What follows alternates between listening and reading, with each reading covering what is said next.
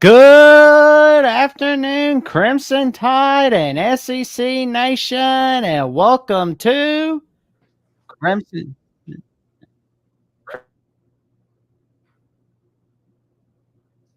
Sorry about that. I forgot the sound was on for a little bit, but that's okay because today is the second edition of Crimson Tide Live, simulcast on Alabama at the Voice of College Football and SEC at the Voice of College Football from yours truly, Jackson Johnson and Johnny Birch, as we bring you the latest news and notes on the Alabama Crimson Tide, including our takeaways from Alabama, Western Kentucky on Saturday night, and the guys to watch out for from South Florida when we go against South Florida on Saturday night on ESPN, and much, much more. And I'm going to tell you, it'll be a wild ride.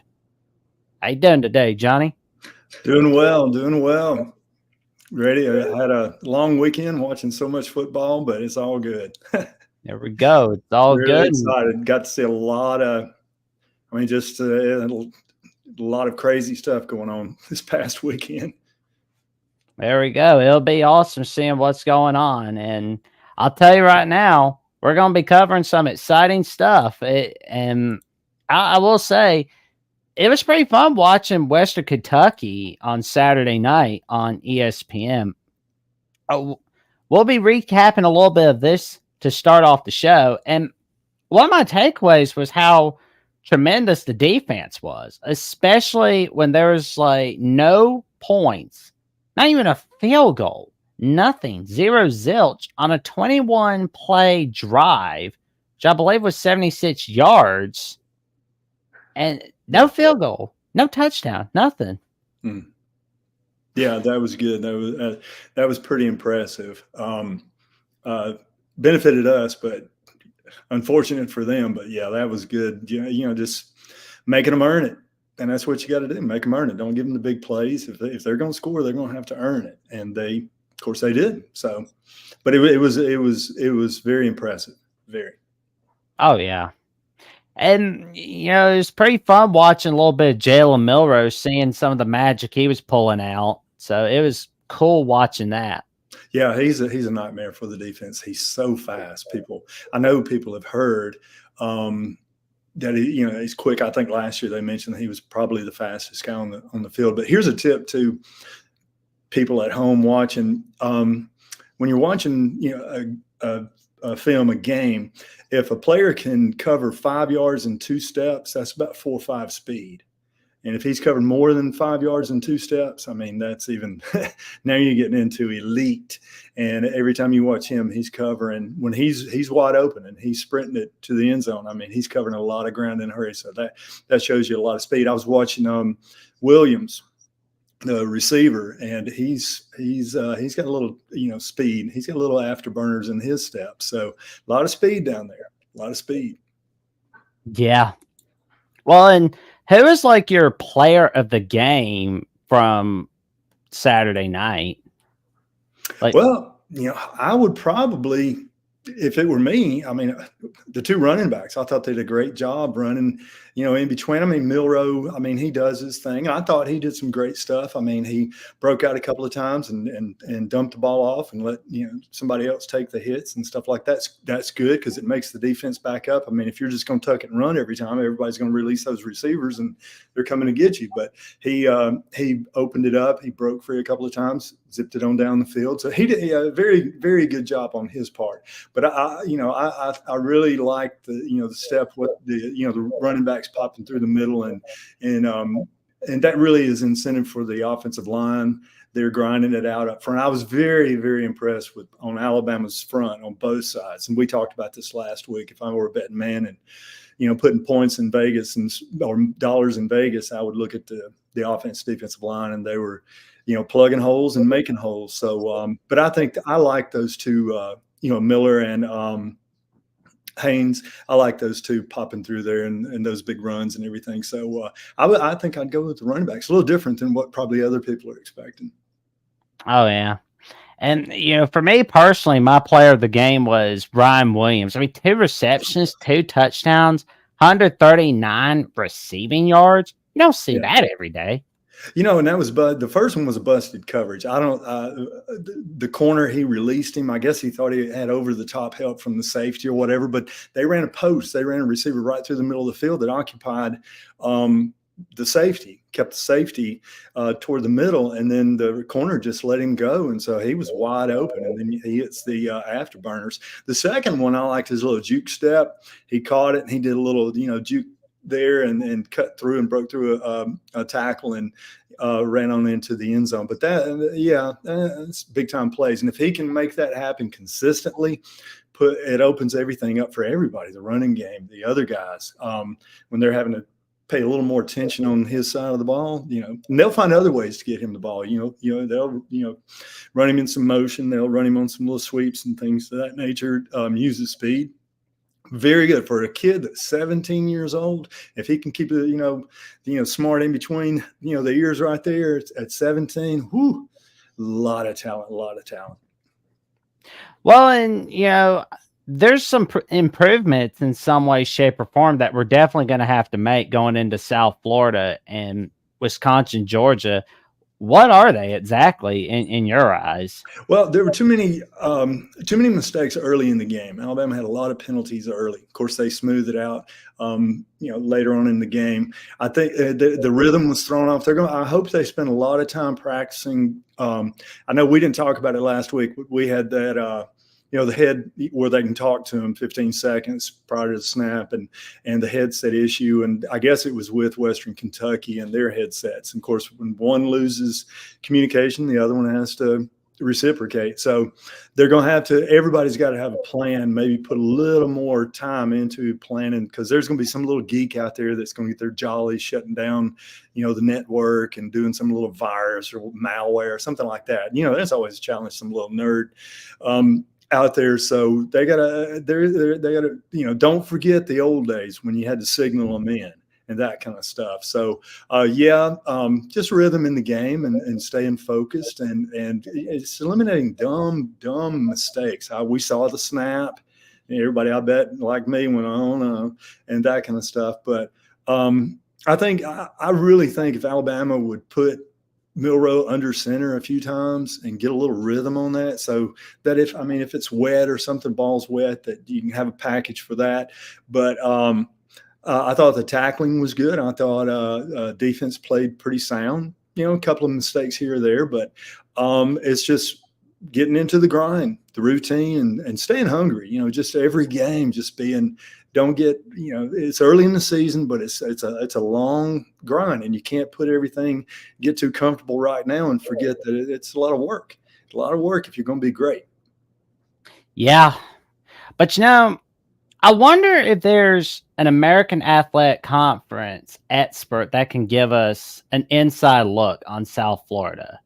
Well, I do know this. Now, the head coach, he's from Tennessee, and they run that speed offense and that kind of stuff. And so a lot of teams have gotten away from the hurry up or whatever. But, he did a good job at Tennessee those couple of years that he was there. So expect a lot of that. So they're going to try to grind a lot of plays. It's going to be in Tampa. Oh, no, it's in Tuscaloosa, my bad. Yep. But it's still going to be hot. And so the speed of the game, so that's an added dynamic. But I'm sure they've watched a lot of tape with them last year. They did a great job last year. A lot of improvement first year for Coach Golish. Yeah, Alex Golish. So a lot of him, but he's Ohio State guy, but he's been around a while and he's learned and hurrying it at the tempo. So you're gonna have to spend a lot of time this week preparing for tempo. It's going to be a lot faster than Western Kentucky. It'll be interesting. I was going to tell you, Western Kentucky, TJ Finley, how many times have we ran into that cat? Oh, a lot. What is it? 3 out of 4? Remember, he started off at LSU and then transferred to Auburn and supposed to come in and be the blah, blah, blah, and that kind of stuff. And he lost Patrick Nix, and I think they benched Patrick Nix at one time. Then he goes in, and then he was supposed to be all that kind of stuff. And then what was that? The motorcycle incident. He was Oh running yeah, from the police on a motorcycle. I think they were pulling him over because he didn't have a helmet on, but he's running for from the sure. police. And that was when Harson came in. He got in bad. Oh yeah, Bad place with the new coach. And so then he winds up at Texas State. yeah. And then next thing you know, he's at Western Kentucky, 4 schools, and Oh, still throwing those interceptions. I mean, that guy's an that's bad. interception machine. And those Saturday, I mean, they were just, Oh yeah. what's Well, that guy thinking?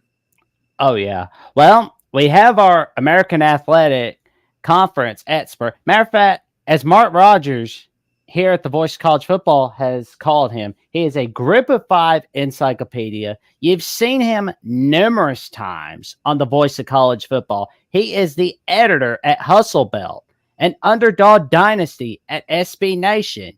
He is the one and only Steve Helwick, here to give us his take on the Alabama-South Florida matchup.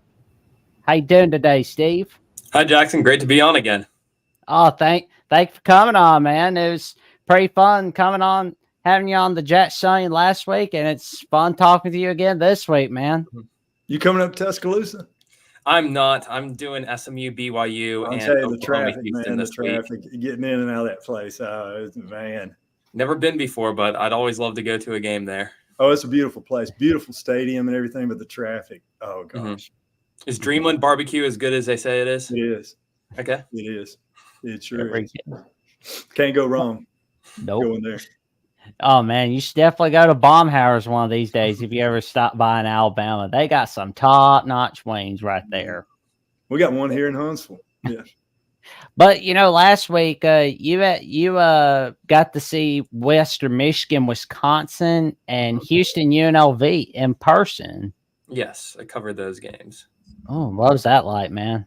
Western Michigan, Wisconsin was very interesting, actually. I mean, Western Michigan had a lead in the fourth quarter right after the jump around. They used a fake field goal to get in the red zone and take a 14-13 lead, had all the momentum after forcing their first punt of the game, and then the punt inadvertently hits a player on coverage. Wisconsin recovers, and then the Badgers take over from there to win. And then Houston UNLV, that was a bit of an eye-opener because Houston was favored in that game.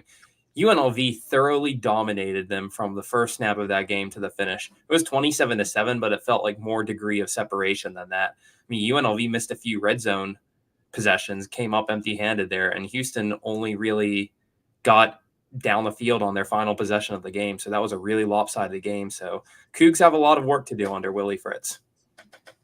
Yes, they do. I mean, they're going to have to get a lot of the Holgerson guys out of there, but I mean, they'll work on that. I mean, they'll be all right. I mean, who knows? Maybe we could see them, contending for the Big 12 again one of these days. That would be pretty cool, seeing them contend in the Big 12 in football.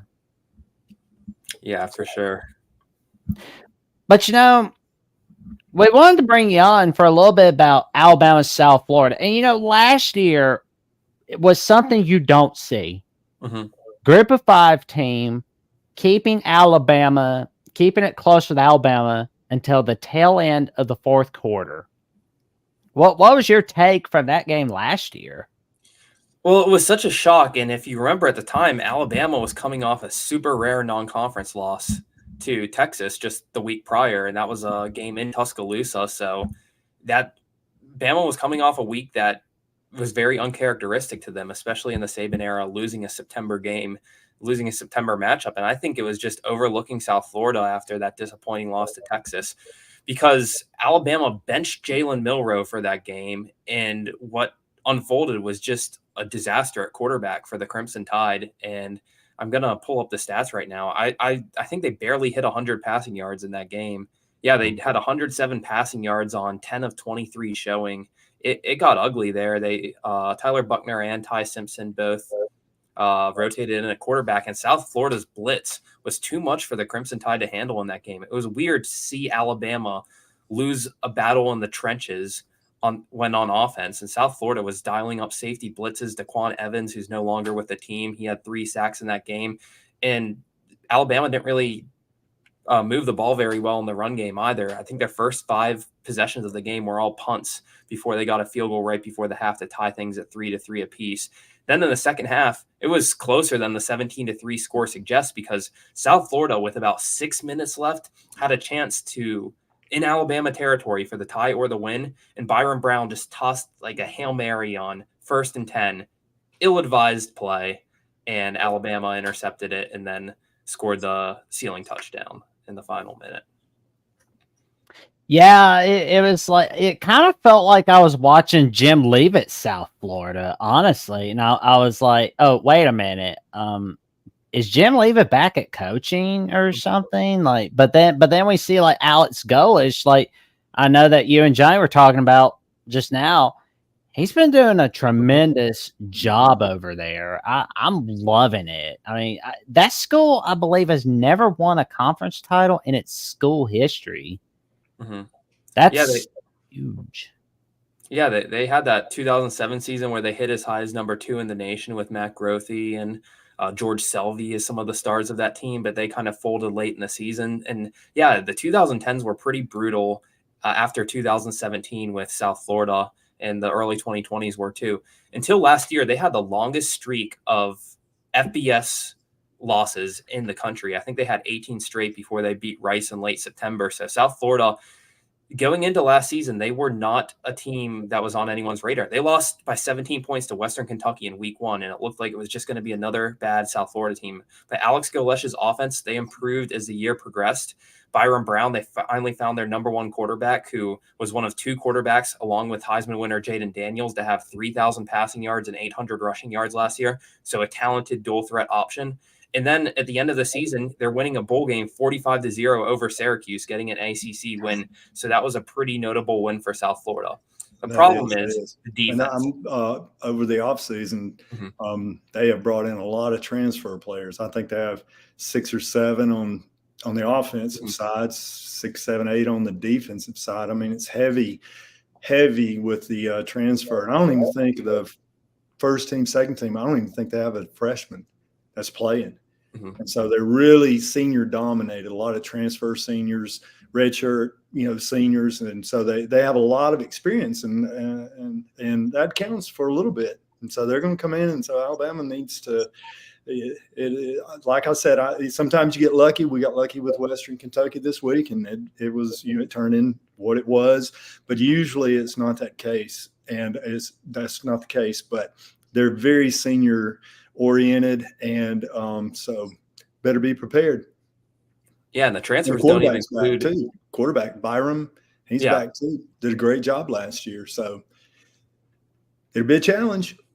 Yeah, it'll be interesting to see what happens. So it's like we're gonna see Alabama, South Florida playing each other in Tuscaloosa. Like, what's the mood for South Florida going into this Saturday at 6 p.m. at night? I bet they're hungry. I bet it's going to be no risk, no biscuit on defense again. I think you really have South Florida's defense is a Jekyll and Hyde unit. I mean, last year they gave up 56 points to Florida Atlantic, 56 points to UAB, but then you have them shutting out Syracuse in a bowl game and holding Alabama to 3 first-half points and 17. So how is South Florida's defense so different on a week-to-week basis? And I think that's just game planning. I think they come out in some of these games just super aggressive, and I think that's what they did in the Alabama game last year. They pulled out every punch. They threw a ton of blitzes at Alabama, just basically tried to dominate that line of scrimmage and make Alabama's quarterbacks as uncomfortable as possible. And it worked. They did a good job with that. That's true. He was both of them very unsettled. You watch your feet, not very confident. Yeah, so I think that has to be the game plan again. This time, though, you have Jalen Milroe. That is a huge difference from what the quarterback situation was at Alabama last year. You have a quarterback that the coaching staff's confident in, his teammates are comfortable with, and I think that's going to be a big change. And the setting changes to Tuscaloosa this year, where Alabama doesn't really lose many non-conference games, with that Texas game last year being an exception. Y'all remember the last non-conference game Alabama lost? I hope I'm right with this. I was there. The reason I know it. Was it ULM? It was Louisiana Monroe. 07, yep. La Monroe. And the last Power 5, well, now Power 4, but the last Power 5 non-con game that we lost at home was against Oklahoma in 03. And I was at that game. Jason that White. was Shula. Yep. That was an awful, terrible era. And that's They when had they a chance in were that losing to game, but UCF and NIU and all of that.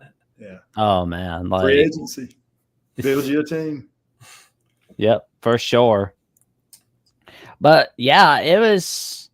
So I'm wondering who the players are to watch out for from South Florida, and it's for those who haven't really looked at South Florida all that much, but some that want to learn a little bit about them. Steve, who are the guys to look out for? We kind of touched on Byron Brown already. I said he was one of 2 quarterbacks last year for 3,000 passing yards, 800 rushing yards, and he is South Florida's offense. Last year, he had 92 rushing yards in this game, and that didn't even count the 4 sacks that he took. And that is, I think, South Florida's biggest problem is their protection of Byron Brown, where he's going to have to be running for his life so often on the move, scrambling. And I mean, there were games like he took 6 sacks against Temple last year. So South Florida's offensive line definitely needs to show improvement. He only took 1 in the opener against an FCS team, although the second team offensive line gave up 2 additional sacks to Bethune-Cookman. So I think Byron Brown is someone you're going to have to watch for because he's electrifying. He is one of probably the 3 closest QBs we have currently in college football to Lamar Jackson in terms of what he can do with his speed. I think another one we were about to see tonight in Thomas Castellanos for Boston College. But Byron Brown, he's going to be such a big factor in how South Florida's offense does, because I think he kept drives long enough last year where South Florida ended up going for 6 fourth downs in that game. He sustained a few drives. I know they only put up 3 points, but South Florida's offense, they did more, I'd say, like, if you watch the game, than what showed up in the box score, just due to what he was a freshman last year, wasn't he? He was, I think, a redshirt freshman, because Redshirt. At the end of the 2022 season, he started like a Thursday night game against Tulsa, and that's where they really found his potential.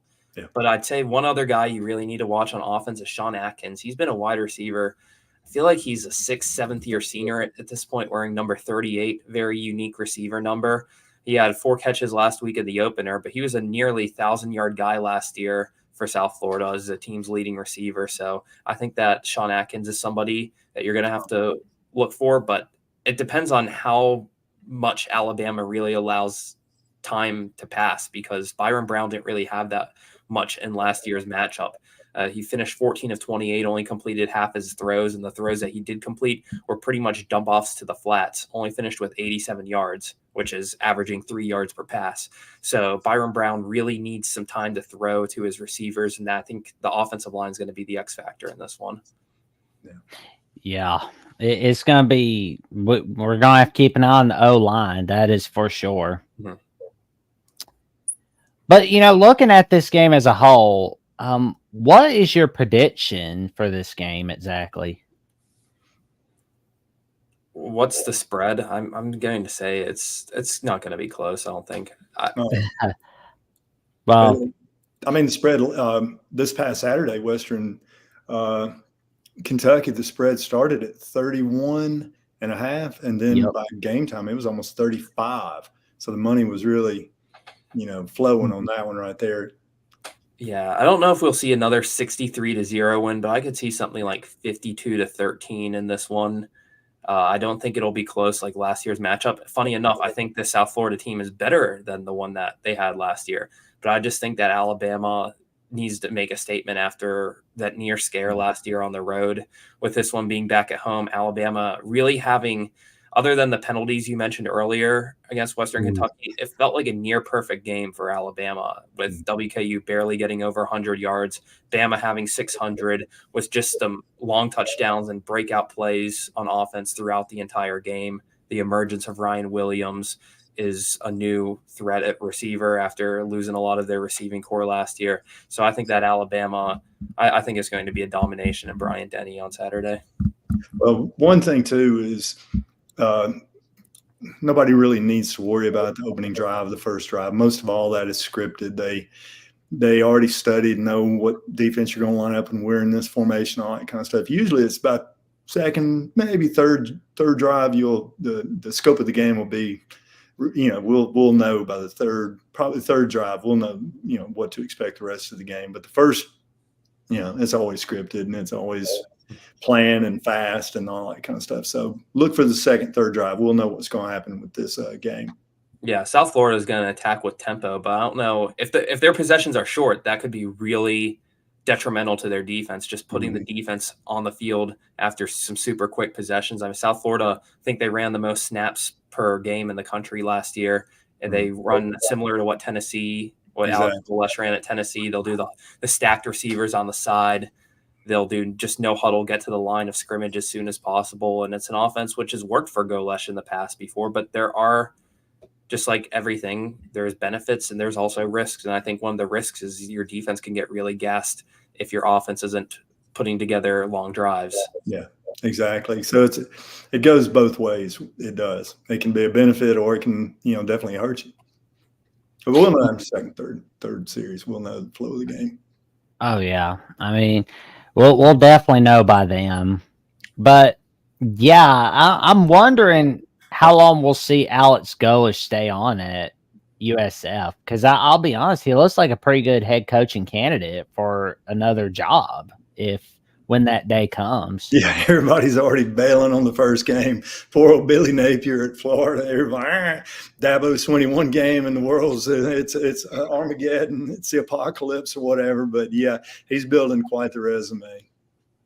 Yeah, I mean, the thing that's really hurting Dabo is his inability to change with the times. That's really hurting him. It's like, I kind of, for those that are like movie fans, like if you watch like Boogie Nights, there's like, and I touched on it last night on After Dark, where there's like this guy, Floyd, that has a meeting with Burt Reynolds, tells him, hey, I know you don't like videotape, but you got to go with videotape. I don't like it either, but we got to go with the times. Mm-hmm. These are the conversations that Dabo Swinney is having right here, right now, off air. And I'm sure he has heard it a gazillion times for the last 3 to 4 or 5 years. He's like, look, why not be prepared for the changes? Yeah, why not be right now is, I mean, he's the last few years they've struggled at quarterback. Oh yeah. Watson, they had some good, quarterback play, but the last couple of 2, 3 so years, quarterback play has not been there. Absolutely not. No rhythm, no, can't get out of the pocket, can't, scramble, run the ball a little bit, do some, not just, really haven't had any steady play from the quarterback position. And like your guy, like the guy at South Florida, he's got a good, he has a good rhythm with what he's doing and everything, and he's bringing something to the table, and he's, opening up the offense for him. But Clemson, I mean, it's just been, black and white and just not anything out of the quarterback position. Oh yeah. Yeah, I mean that quarterback situation is not looking too good at Clemson. But they had the big guy that we talked about, TJ Finley, the guy, where is he now? He Western Kentucky. No. The quarterback that was at Oregon, then now he's where? He was at Dylan Gabriel. He was at Oklahoma and UCF. Yeah, but there was another one, wasn't there? No. Yeah. Big guy that went to Oregon? I may be. Yeah. Anyway, but the quarterback position has not been an asset at all. Yeah. But yeah, I wonder how long the rest of the season's gonna last for Billy Napier, because it's not looking so good for him, because he's looking like a man that's accepted reality at this point. Yeah, well, it's not exciting football. Just not a lot of big plays, just kind of dull. And he's a good coach. Don't get me wrong. He's a good coach. I don't think the world's ending right now with regard to Florida. But, yeah, Miami came in there and just took it to him. It wasn't even – and Cam Ward, the quarterback at Miami, they're, somebody brings something to the table. And, he's throwing the ball all over the place, and he's getting out of the pocket. And he's just doing things that some quarterbacks aren't doing. But Florida, I don't think the end is near for him, but everybody's so quick. Now we got the NIL and everybody's transferring every year. So now do you reckon it's going to turn to the head coaches? We're going to be bang, bang, bang, bang, bang. Everybody 1 year and done. Go somewhere else. Yeah. But I am wondering about like the rest of South Florida's season though. Like, and Steve, what do you think? Do you think that South Florida can be that team that wins the American Athletic Conference, or is it too early to say? Because what I'll do is pull up the schedule. We can see what you think. I actually voted them number 2 in the preseason AAC media poll, putting them above UTSA and Tulane, which most people put UTSA and Tulane as their 2 and 3 behind Memphis. So I do like this South Florida team a lot, and I think the continuity quarterback is one thing, and I think that the team's going to improve defensively because last year I mentioned those UAB and FAU losses where they inexplicably allowed 56 points. So their defense was not great last year, although Alabama fans might think it was from that one game. But South Florida really needs to make strides on that end. They have, I think, 3 transfers in the starting lineup, and then you have maybe your best defender in Ben Knox at cornerback. He'll have a busy day on Saturday guarding those Alabama wide receivers, but Ben Knox might be the best defender on that team. Missed all of last year due to an injury, so that's a big return.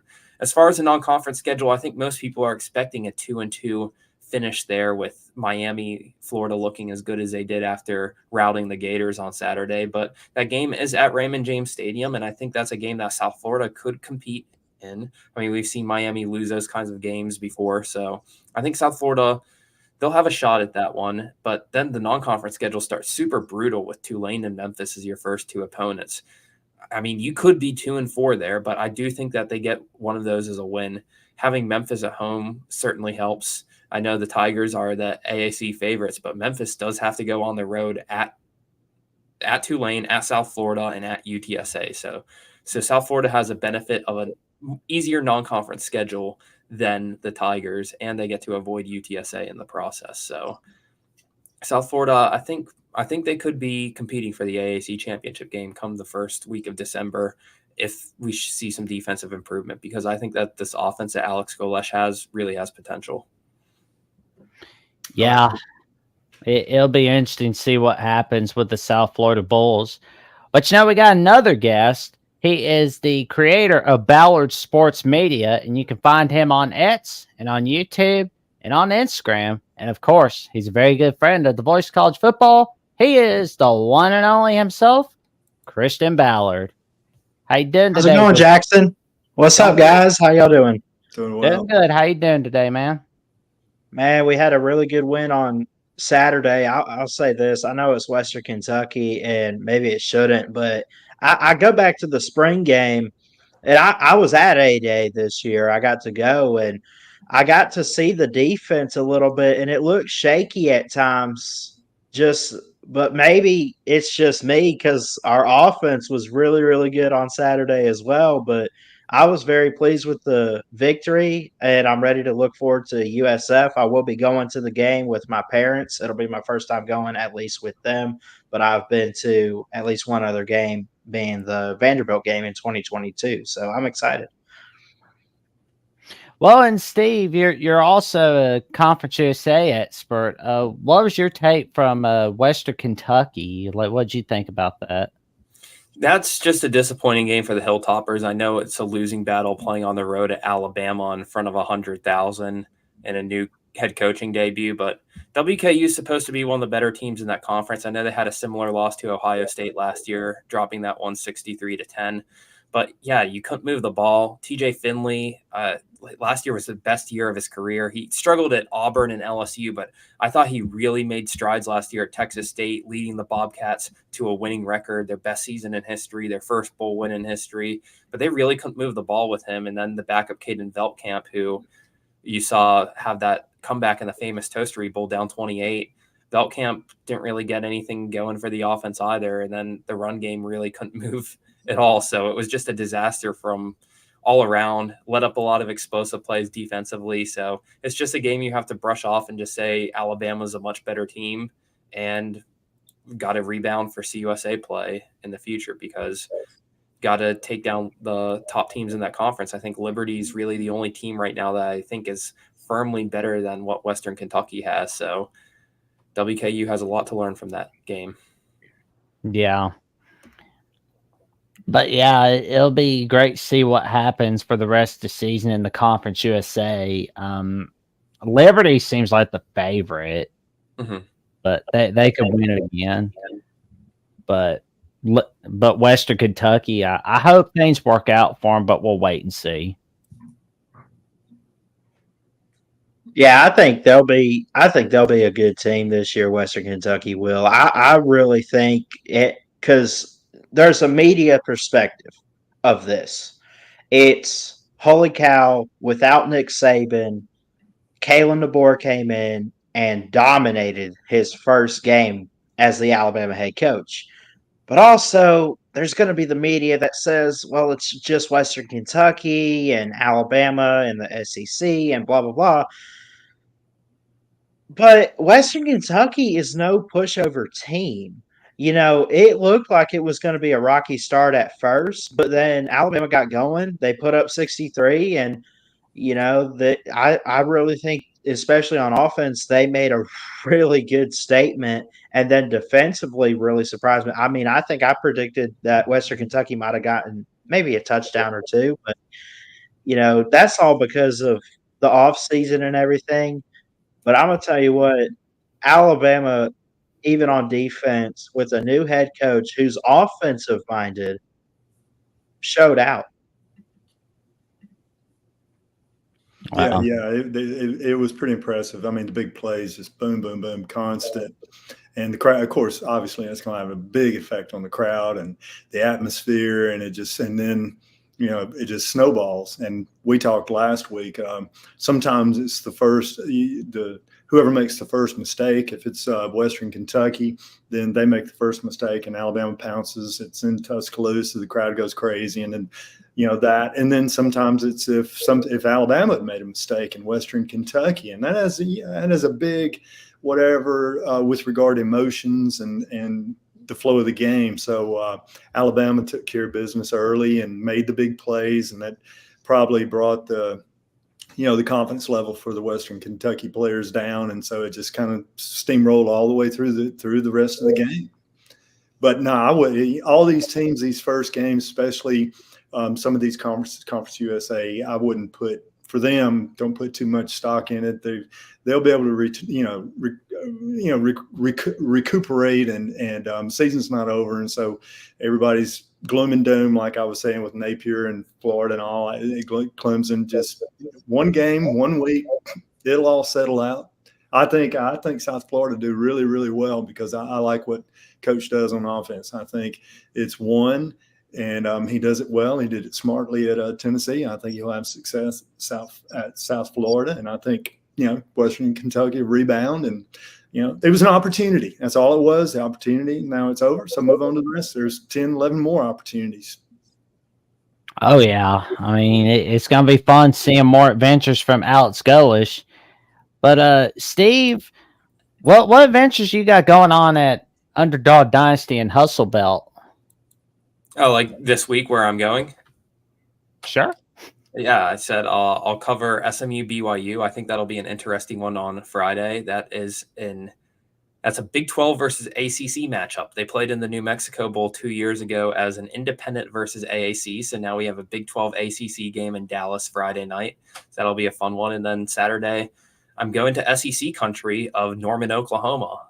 It'll be my first trip up there at Gaylord Memorial Stadium in Norman on the Prairie. And yeah, that'll be the Sooners versus the Houston Cougars, where Houston needs to shake off last week's loss because it's going to be a difficult matchup for them. So those are the things that I'll have this week. I'll have an Alabama South Florida preview out on Underdog Dynasty, as well as other AAC and college football previews on those sites.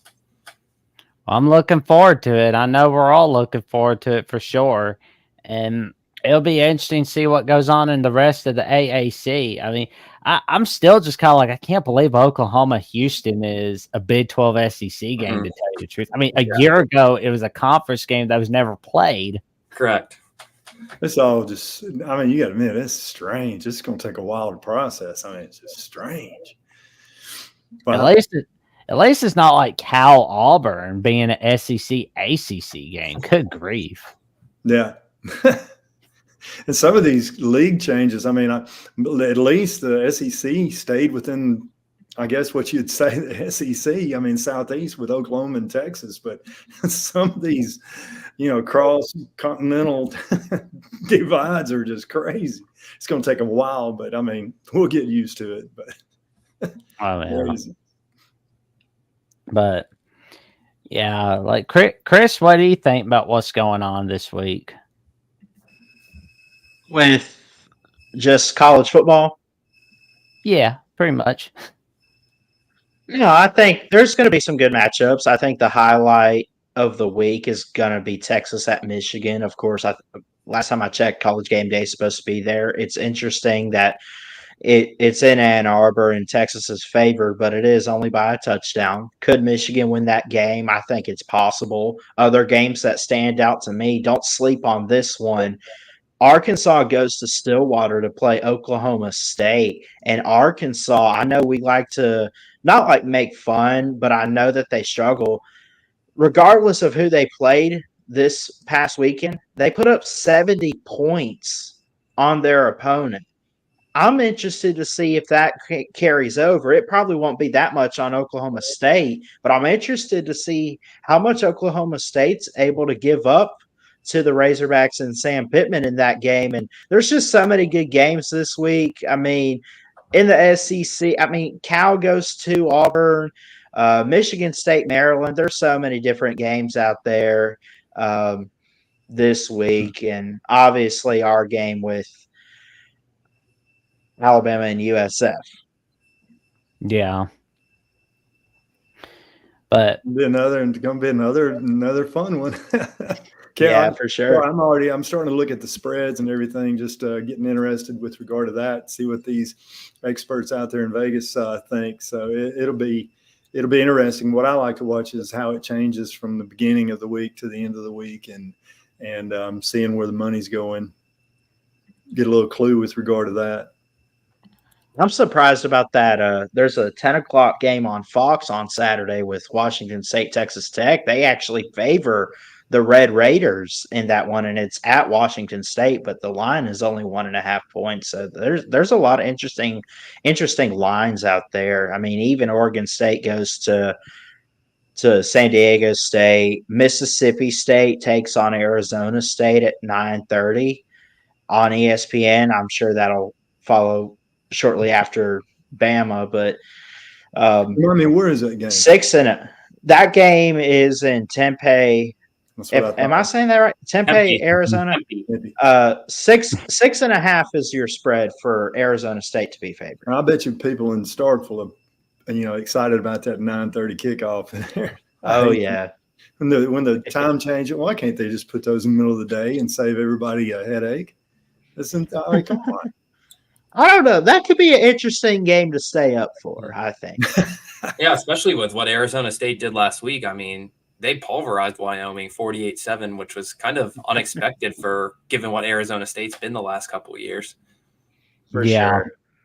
But speaking of Michigan, Texas, tune in Tuesday night, tomorrow night, for a Michigan Texas crossover at Michigan at the Voice College Football and Texas at the Voice College Football, where John D'Animo, TJ Ronan, and Matthew Miller give you their takes on the Michigan-Texas matchup on Saturday at noon Eastern Time, 11 a.m. Central Time on Fox. Who's going to win this one? Michigan, Texas? You decide. You let them know on Michigan at the Voice College Football and Texas at the Voice College Football. Tune in. It's crazy about that game, too, is like I have Texas making the playoff. They could make that SEC title. I think it's between them, Georgia, and Bama. I don't know. 10-2 might get them in the playoffs. What if Texas went 11-1 and only dropped either Michigan or Georgia? That Georgia game's at home. If they only dropped one of them, which one would you pick between the two, you think? Right now, I'd say Georgia. Yeah. That's where I am today, but wow, I can't wait to get to that point. Yeah. It'll be long, and then Bama's got boom, boom, boom, Georgia rolling in for too long. For sure. Oh man, yeah. that's going to be you imagine Alabama that week. That's going to be a lot of fun. Be a lot of beer drinking. Oh yeah. Yeah. There's a lot of that going on. It'll be fun watching that game. But Yeah, Texas, Michigan. I'm gonna go with Texas because I'm gonna go with the returning quarterback. I'm gonna go with that experience on offense. He's been there multiple years. Thank goodness he stayed and didn't do the portal and all that kind of stuff. But I'm gonna go with experience. That's gonna settle things down on the offensive side. So, with Michigan losing their quarterback, I think that's a little unsettling. But time will tell. But I right now I'd be firm with Texas. I would be firm with Texas too, but here's where I come in with this. Mm-hmm. Is the experience at head coaching with Steve Sarkisian and what he did last year. Right. Plus, you bring all that back. You bring some stuff back for Michigan, but the big factor is Sharon Moore. Jim Harbaugh's now with the Chargers. So how's it going to look? And we're going to get a full taste of what Michigan under Sharon Moore is going to look like this weekend with that Texas game. I know he was interim coach last year during the whole allegations of sign stealing and everything. And we got a little taste of that, but this is his opportunity truly as the head coach. Like, this is my team. This is his opportunity to put it on the field and show us what he's made of. Yeah. And it's in Ann Arbor, so that's a benefit, but I'll take experience on both sides. On both, I agree with what you're saying, quarterback and the head coach. And Sarkisian, he's a good play caller, and he'll have input with regard to that, just like I like Saban's input on defense. So I agree with you. Yeah, experience is valued. Agreed. Because I would not be surprised if Texas beats Michigan on Saturday. Because we saw what he did we saw Quinn Ewers pull his magic in Tuscaloosa last year. I wouldn't be surprised if he pulled it in Ann Arbor. Neither result would really surprise me. Yeah. Oh yeah. Yeah. But I saw Texas A&M. I saw the Texas A&M game, and Connor Wigman. He did not look good at quarterback. It seemed too many times he was throwing. He was off balance with his feet, positioning. The balls were late, and they were just all over the place. He did not look comfortable in the pocket and just stepping into a throw, balanced. And so if you're not balanced, everything gets a little erratic. And some quarterbacks can get away with that, but he struggled. So the thing, Texas A&M, they got issues. We'll find out about them this week for sure, won't we? Oh yeah, but we're gonna find out quite a lot. Yeah. They got a better play from him. But some people are shopping at Amazon. So if you're looking to go shop on Amazon, go to the Voice of College Football link where it doesn't cost you a penny. You get same shopping experience. And you not only help the network, but of course you can help yourself by clicking on the link by going on Amazon. And if you love exclusive live streams, watch parties, betting advice, and insider looks in all college football, go to patreon.com or become a YouTube member at the Voice of College Football. Of course, also look at joining the $99 tier for college football bets, where you can get top expert analysis from Mark Rogers, the Michigan podcast host, Steve Dace, and Matt Zimmett from Trojans Wire and Trojan Conquest at USC at the Voice of College Football every Tuesday nights and Thursday nights. And also, you get some of the top-notch under-the-radar picks from Steve Merrill. And also, if you went with Steve Merrill's under-the-radar pick for week 1 last week, which was Pittsburgh minus 24 against Kent State, and if you had it on your parlay, it'd be a huge win right there. So, if you're wanting to put games on your parlay sheet, or just bet on games in general, like that under-the-radar game that no one's really thinking about, go to Steve Merrill from Wager Talk. And I'm going to tell you right now, you're not going to regret it. It's like making an investment in the future. Also, if you become a YouTube member at the Voice of College Football, especially when you get the $9 tier, you can be on College Football After Dark every Sunday night, 9:30 p.m. Central Time, 10:30 p.m. Eastern Time, where you can give your take on the latest in all of college football with Ben and Friends Sunday nights at the Voice of College Football. How were your picks last week, Jack? They were all right, I guess. I mean, Man, I was undefeated. Man, I rolled in the dough, man. I was undefeated. there you go. I think I'm going to go undefeated all season. Every pick. No, I'll let it be. I'm 9-1. I did the ESPN college pick'em. I'm 9-1 as of the opening weekend. Who got you? The only one I missed, they picked a couple different games last week. It looks like the only game I got wrong, I had taken South Alabama over North Texas, and North Texas had won 52-38. But I got Notre Dame, I got Arizona State, Penn State, Boise State, Northwestern, and so on. I mean, Miami, Oklahoma State, Georgia, and of course Vanderbilt beat Virginia Tech. So, what guy did you Notre Dame over Texas A&M? Because I was leaning with Texas A&M down there in College Station. What influenced you the most? For Notre Dame to win? Yeah. I just thought, defensively, I figured they could hold up a little bit against that offense. And I went down to, coaching style, and what if it did become a close game down in the end. It's just one of those things that I just thought Notre Dame could be the better team, but obviously they were able to win by 10. It didn't have to come down to the wire necessarily, but in a close game, I mean, my mindset was, what if they went in and just kicked a game-winning field goal or something just to get out of there? But they ended up winning by double digits. Yeah. I had LSU. I was thinking LSU, but I mean, there toward the end, that the helmet contact. I mean, it kills me. Being a former player, former coach, and I'm pretty sure coaches don't teach that. But I mean, if you just if you're going to tackle, you're going to throw your arms. If you throw your arms, everything's fine. But all this leaning the shoulder in, leaning with the head, I don't know if somebody's teaching that kind of stuff. But I mean, it's awful. And then parlay that 15 yards closer, and then next thing you know, I'm gonna tell you that play from USC, the center. If you go back and watch that play, I mean, that center from USC stoned that middle linebacker for LSU.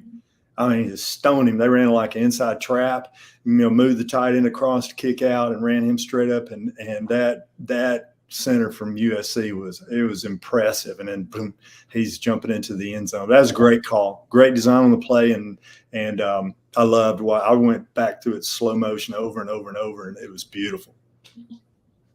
But I was kind of surprised. I thought LSU would do a better job at the end, but I mean, just it got a little.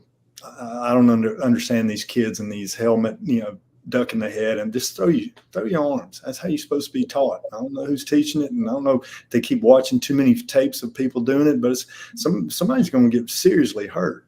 I mean, it's ridiculous. Well, and I was thinking about LSU USC, where it seems to me the defenses have gotten tremendously better.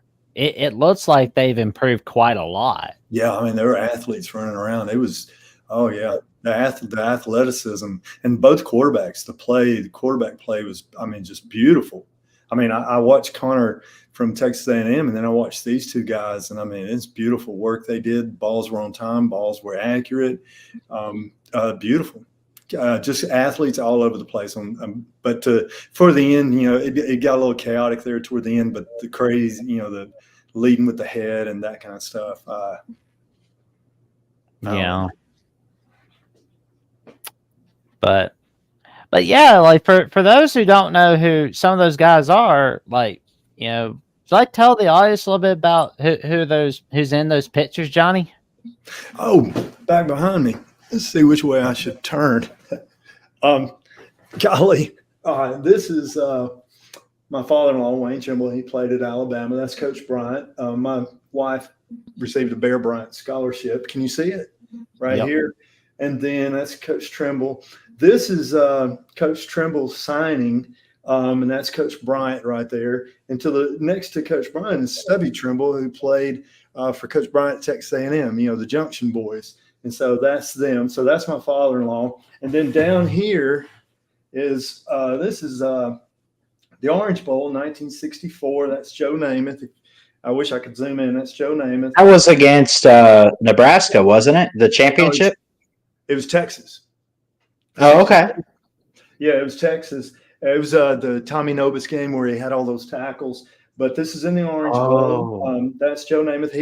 He had been hurt earlier in the season, and Steve Sloan came in. But then this game in the second quarter, I think Namath came back, and this is a touchdown pass. That's Coach Trimble, Wayne Trimble, and it's a touchdown pass in the Orange Bowl during that game. And of course, Alabama won it. And then I was at the Alabama Auburn game, and they had an Alabama thing with Namath. This was way back in the early 2000s, and I took this picture, and Joe Namath signed it, and so he's got his autograph on it. And he looks at it, and he goes, and he was kind of confused, and he goes, "Oh wow!" He said, "I've never seen this picture," and so he autographed it and that kind of a thing. So it's pretty special in the family. That was 64, and then Alabama won again in 65, and then 66 was the missing ring where they went undefeated and they gave the championship. It was a tie between Michigan State and Notre Dame. Yeah, there you go. So yeah, special little memories. Yep. November 19th, 1966. 10-10 tie on ABC. Yeah. And Alabama, went undefeated, that kind of stuff. But yeah, and you can find these games on YouTube now, and you can watch them. It's always great. That's what I love doing. I didn't have much time because of work to really go back and watch those during the summer, but I might have to crack one on the TV tonight. I don't know, man. Yeah, and there's so many more people are putting them out there, converting them. They were on reel-to-reel film, 16 millimeter stuff, and now people are just converting them like crazy and putting them out there. Back in Alabama has all those films, and they've been converting them too, and you can go in there at the museum, Bryant Museum, and if you're lucky enough on a good day, you can go in there and actually watch them there at the museum, and it's a lot of fun. Yeah. My favorite to do is go back and watch all the old Iron Bowls from like the 80s. And, I know we had one by the name of Van Tiffin that hit that 52-yarder. And then the year before when Bo Jackson went the other way a little bit, we kind of, wrong way, Bo. Yeah. Yep. That was great. And that was Ray Perkins. Yep, 1984. And I think Al Michaels was calling that game. Yeah. And I remember I was a kid and I was watching it live on TV. And I mean, that Van Tiffin, he nailed it. And I hope that doesn't get lost in the wash. Now we have, Isaiah Bonds and that. And I know we got pick six with Auburn. And so there's a lot of those game winners that are just, exciting to just go back and watch and remember. Oh, yeah. That's for sure. It's always fun looking back at the history of the rivalries, the good, bad, and the ugly. Because, it's a piece of college football history. You don't want to miss out on that. No, you want to hang on to it as long as you can. Agreed. Reminisce the good old days. But y'all are too young. Yeah. I wish I could have been there for those. Jackson, thanks for having me on, man. I'm gonna go get something to eat and hang out with my grandparents. Yeah, no problem, man. What have you got going on your channels before you go? Just talking up college football. We'll hopefully, if we find some time, we'll probably predict a couple games here or there. Definitely like Michigan and Texas. And then on Fridays, I have what I call Tidal Wave Talk, where I preview the Alabama game for each week. We'll get that out this Friday at 12 p.m. Eastern, noon, to preview USF. So that's about it. Well, tell your friends, your family about Bauer Sports and the magic that he's creating on his channel. So don't forget to tune in, everybody. Yes, sir. Thank you, guys. Roll Tide. Roll Tide. Roll Tide. Oh, man. Johnny, what have you got planned for the rest of Labor Day? I got some stuff to do around the yard. I got some yard work to catch up on. Then I'll be on the road teaching. So I'll, just keep hanging with the grind, staying busy, getting ready, and then about Thursday, Friday, I'll start getting ready for some football over the weekend. Oh, yeah. What are you And gonna be doing? well, I'll be guesting on with a big team rivalry. His guy name is Clifford, and he's a contributor at Michigan at the Voice College Football. And let me tell you, he does a tremendous job. And I'll be coming on in at 7 p.m. guesting on that show. And I'll tell you, it's going to be a fun ride. We'll be discussing quite a lot about the Big Ten going into week 2. Yeah. So it'll be a fun experience. And on that note, we wish you all a very happy Labor Day, and may it be an awesome one. And we will see you again next Monday as we bring you the host of Locked On Badgers, Ryan Herrings, where he will be helping us preview the Alabama-Wisconsin matchup. And, of course, we'll be recapping Alabama-South Florida, no doubt about that. No doubt. It's going to be a fun ride. And stay safe, stay cool, and have a happy Labor Day, everybody.